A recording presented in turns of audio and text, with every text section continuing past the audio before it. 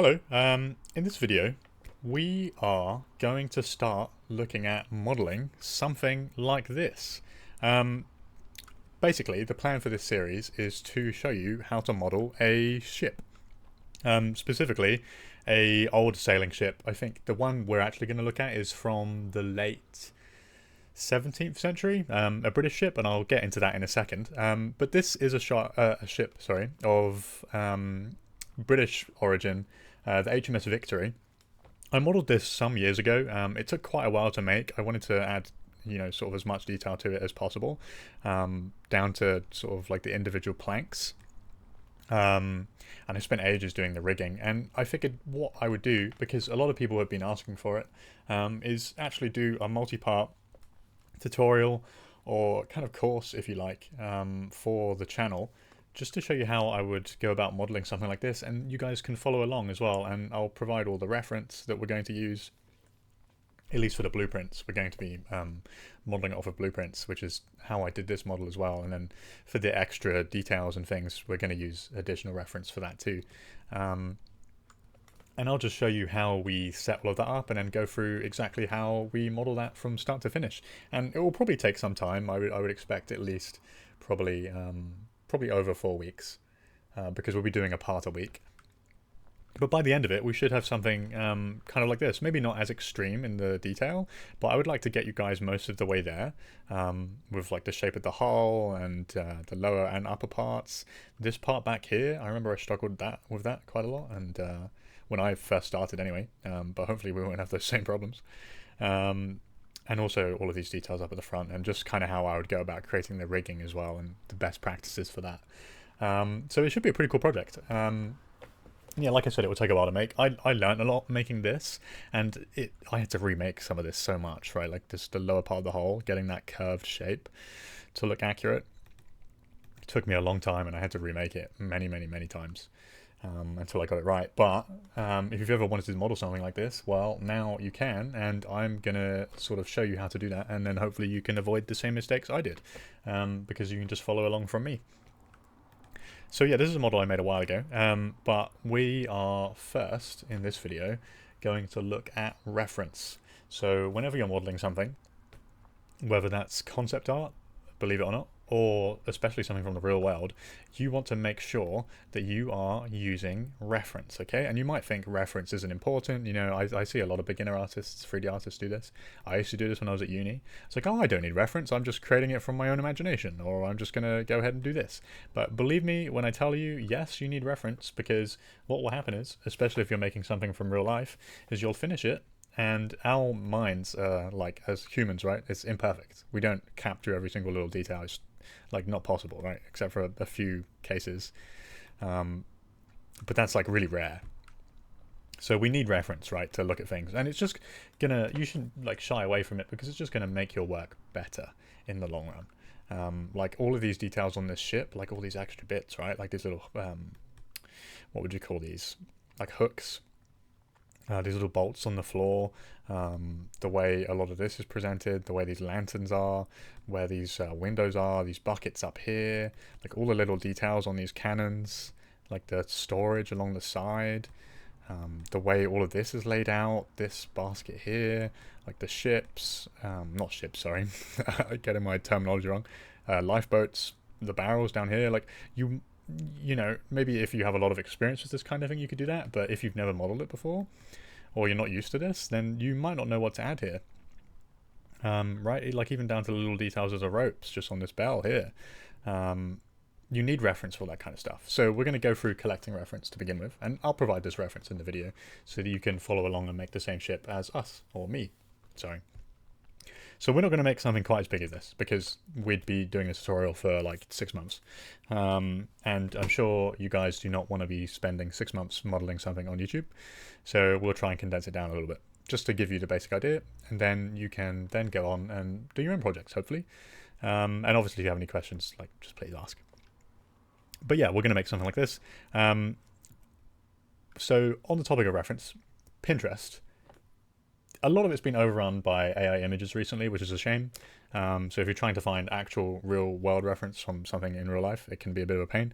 But something I found that's really good for finding reference for this kind of model work in particular, with a ship like this, is on Pinterest. If you just search something like old sailing ship, that's what I've done here, you're going to get a lot of paintings primarily, because there's not many of these still around. I think the HMS Victory is still around in Portsmouth in the UK. So that's a great place to look at for reference if you do want some. I think just search, like if we do HMS Victory. Yeah, so this ship still exists, and you can find a hell of a lot of like high resolution reference of this, and this really helped me when I was making my model. But the main point is just look for reference, right? And then on Pinterest, we've got a bunch of reference of scale models, which, while won't be 100% accurate purely because they are scale models, they're a great way to see up close little details that you might have a hard time finding pictures of, right? So just in this picture here, if I just scale this up slightly, you can see, and some of these scale models are quite accurate in the way they're produced, right? You can see the skeletal structure of the ship. You can see how these are put together. You can see this really cool little detail, which I didn't realize before I started making these, or making my version, was that the deck actually bows like this. You can see it's curved, and you might not notice that or think to do that without looking at reference, right? I remember when I was making mine, I had made all the decks flat, and then it wasn't until later that I saw in a different angle of reference that they're actually all curved. So I've gone and made mine slightly curved to match to that, right? And it's subtle, but it just adds that extra level of detail, you know, an extra level of realism. And if you're looking to get into the industry, or if you want to just, the VFX industry that is, and if you really want to push your work to the next level in terms of realism, it's like those kind of details you really need to pick up on, because all those combined, they might seem small, but those extra realistic details combined really add up to makes your work look so much better. So I really, I know I've been waffling on for a little bit now about it, but I really can't stress enough how important reference is. And there's so much here that's really, really good. Like stuff like this, where you can see like close-ups of all the rigging. The rigging is really tough. I know a lot of people struggle with that kind of stuff. I certainly did. You've got this part up here. I don't know what all the terminology is. Please do not kill me for that. If you know, feel free to let us know. But like the close-ups of these kind of details, right? Because even though the real ship still exists, the HMS Victory for reference, it's hard to find angles of these sorts of parts. So Pinterest is a great tool for looking up that kind of stuff. Yeah, and you can see the great thing as well is from these scale models, a lot of them are in progress. So you can see where things are supposed to go, like the deck's not fully attached or in place. The ship like this is kind of closer to something that we're going to make, a bit smaller in scale. The reference we're going to be using and the ship we're going to make is actually from this cool site that I found called shipmodel.com, and I think this is for people that are making actual blueprints, and they have a big compilation of reference for various different ships from different time periods, right? Like, so you've got some frigates and different ships from different countries, like there's one here from 1765, you've got one here from 1674. I think the USS Independence is in here. I think that's quite a famous ship. But anyway, this is a great repository for reference, and the one we are using, or going to model in this tutorial in particular, is the frigate HMS Serapis. I think that's how you pronounce that, from 1779. So I'll include the link for this in the description. If you want to go ahead and model a different ship while you're following along, you certainly can, because a lot of the principles are basically the same. But if you want to make the same ship, this is the one you're looking for, the HMS Serapis 1779. And to download this, you're just going to click on this little anchor icon here, and it gives you the option to donate, because this site I think is just run for free. So if you want to donate, if this is something you're quite passionate about, then feel free, but you don't have to. You can just press on this X and then download your reference here. So I've gone ahead and downloaded that and just taken that into a separate folder, called that reference, and then under blueprints. These are the files that come with the the download from that website. And as you can see, they look quite detailed. There's a lot going on here, and this might seem somewhat overwhelming, but the main things we're looking out for in this reference is the different profiles. So you can see in this picture, we have a view from the top, from the front, from the back. We have some cutaway views as well, which would be really helpful when it comes to adding the interior details. We have a more complex view here from the side.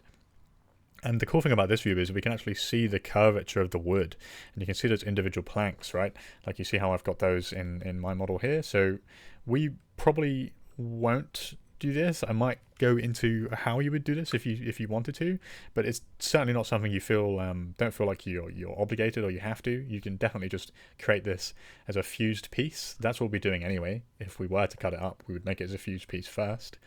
But you can absolutely just have the wood be a texture, and that's probably what I would do, honestly, in the future anyway. I think having this all be separate planks, while an exercise in patience and like modeling skill, it's not necessary at all.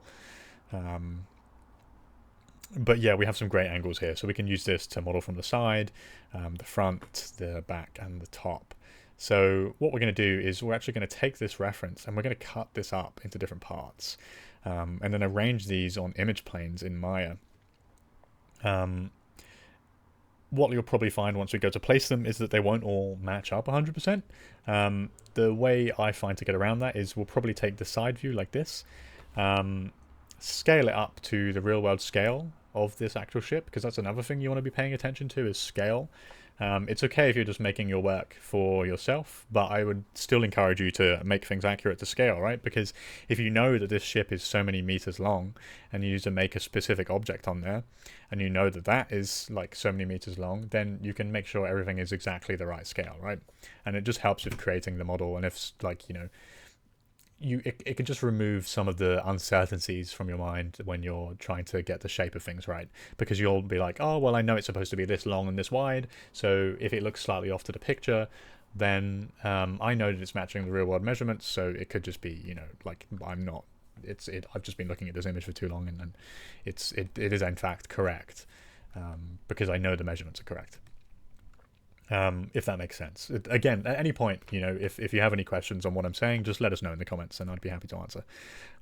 So I'm going to go ahead and open up my new scene that I have for this ship build here. We're not going to save this. And from our blank scene, I am just going to come over to the top here and go to create and then free image plane. Now, this tutorial, I would say, is not for complete beginners, but I will be explaining things as I go. So if you're unsure about something, I'll be trying to take it as slow as possible. But I would say that it's probably a good idea to have some basic levels of modeling experience in Maya, ideally, just because it will be easier for you to follow along. So once we have our image plane, what I'm going to do is I'm going to come over to this image, and I'm just going to edit this with the default Windows tools, and I'm just going to crop this because we don't need... actually, no, sorry, no, I won't crop this image in particular because we have the rigging in here that we're going to want for later. So I'm just going to copy this link, and I'm going to come over to image name from our within the attribute editor of our image plane, and I'm just going to select the correct image, which is this one. Okay, and now what you can see is that's brought that into our Maya view. So I'm just going to pull this up. So that it sits on the grid nicely, and that's something you always want to do as well. Make sure you're modeling to the grid. Like in this case, we've got the bottom of the ship, the keel, I think this is called. And we're just going to rest that on the grid right there. And then if we go to our... okay, so this is coming in on the front view. I want this to be our side view, right? So I'm just going to rotate that 90 degrees. And we can now see if we come to our side view, just turn off the grid, we have our shape here. And then this will be sort of like our base shape. And then what else I'm going to do is I'm quickly going to find the exact measurements for this ship, and then we'll scale this image up to match. And I'll just pause the video while I get those for you. Okay, so I've gone and actually found the Wikipedia page for this ship in particular, and Wikipedia come in clutch once again. We can see that the actual length of the gun deck was 140 feet or 43 meters. if you're using metric, which you probably should be because it just makes more sense. And then we can also see that the beam, which I think is the width, is 12 meters. And we have the length here in the for the keel and the gun deck, and you'll probably notice that the keel is actually shorter. And I think that's because the keel is sort of running from here to here, whereas the actual like full length is going to be slightly longer, right? Because the ship kind of comes out to here. So we're going to go with that measurement of 140 feet or 43 meters. By default, Maya I think is in centimeters, but for the sake of this video, just because if I set this to 143. If I was to set this to 43 meters, that'd be 430 centimeters, and that is quite large compared to the grid. So I think what I'm going to do is just assume that one Maya unit is 1 meter, and then base everything off of that. So we know that the gun deck is 43 meters, so we'll just change that to 43, and then that's quite a nice scale sitting on the grid. And then what we'll do is we'll just bring that up slightly, and then we're going to scale our reference from the side here. We're just going to press 4 on the keyboard to go into wireframe view, and then we're just going to scale this up until it matches kind of roughly the length here.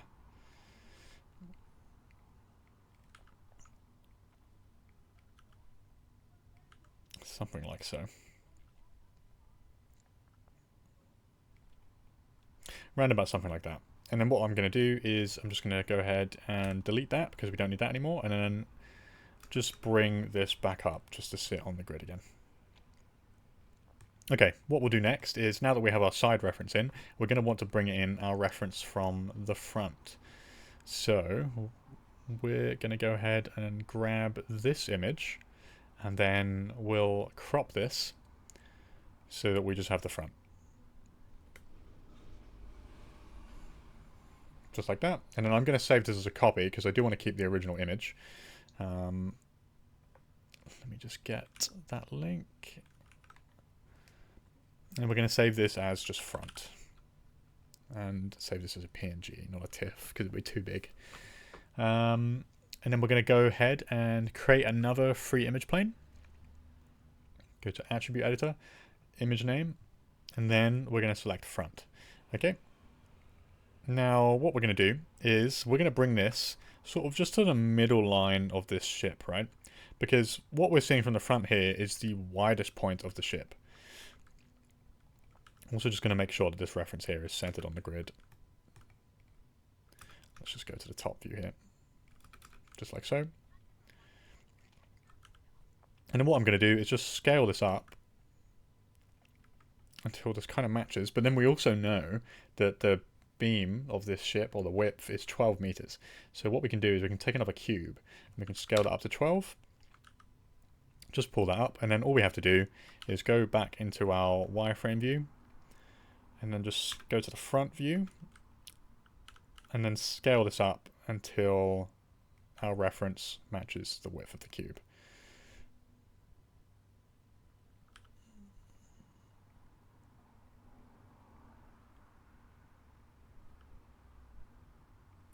Something like this. Okay, so there is now the front and the side. And then what we'll do, if you've never done this before, is we can use these angles to actually make our ship. So we'll start by making, like, really, really simple, just blocking it out, right? Like we've spoken about in other videos, from this view. And then we'll make sure that it matches in this view. And then we're also going to bring in one more image as well. We'll bring the back in later, but I think for the time being, we kind of just need the front. I would say the front and the side are probably the two most important ones, because if you get those to match, everything else will kind of follow suit. But we can also bring in the top as well. And I would encourage you just to do the exact same thing.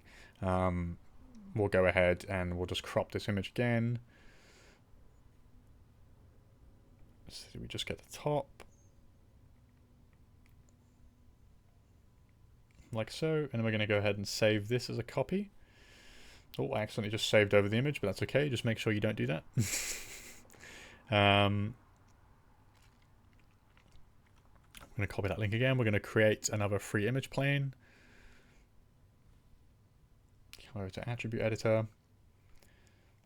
Then we're going to get our top image, which is this guy, I think. Then we're just going to rotate that so that it's facing the correct direction. I'm going to come to the top view.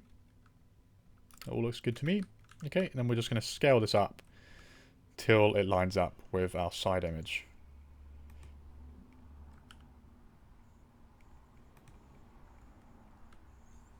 Pull that back.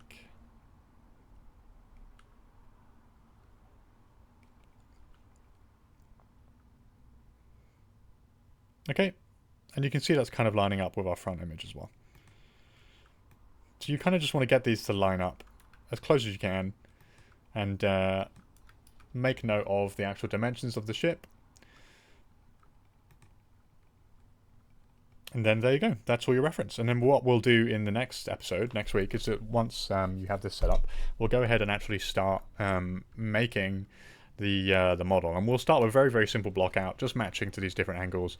And then we'll spend probably a lot of time, I think the whole episode next time, maybe 1 or 2, just getting that to look correct, because that's going to be one of the single most important parts, right? Because once you have the block out done, then you've really done most of the work. You can just have fun at that point and start adding details.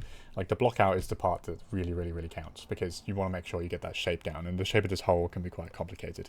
So we'll spend quite a bit of time going through that in the next video. I'm just going to go ahead and save this for next time. Another point to make, sorry, would be to probably name these.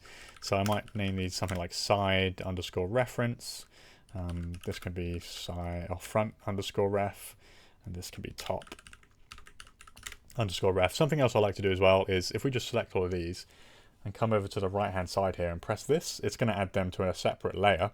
And then by ticking this visibility box, we can turn them on and off, and that can just be handy if you need to quickly hide that for whatever reason while you're modeling. And I normally just like to name this ref underscore layer. We can also, with this layer, we can, if you click this twice and change it to R, that will set it as a reference, so it means we can't click it anymore, which we'll probably end up doing, because once you have the reference in place, you don't really need to select it.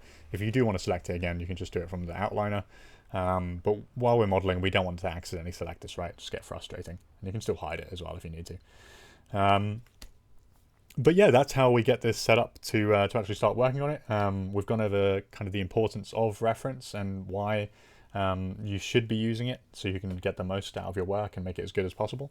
And yeah, in the next video, we're working on the block out. I hope this was helpful. I hope you enjoy this series, and if you have any questions at all on this first part and any future parts, please do not hesitate to put them in the comments. If you have any suggestions, please do let us know. We always love to see those, and we like to respond to every single comment as well. Thank you very much for watching, and I will see you next week in part 2.